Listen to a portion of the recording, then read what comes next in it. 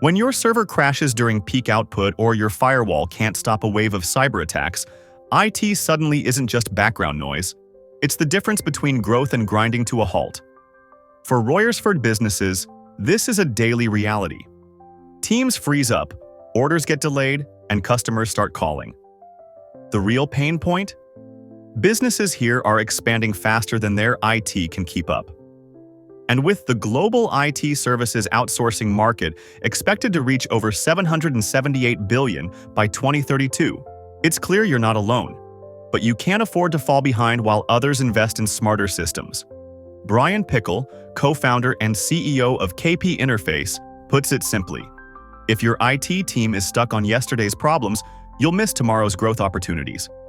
The companies winning in Royersford treat IT as a strategic asset, not just another utility bill. Automation is already reshaping the shop floor, the office, and the warehouse.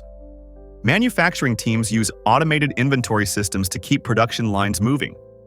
Hybrid work is now the baseline, so digital collaboration tools directly impact how fast your team can respond to clients.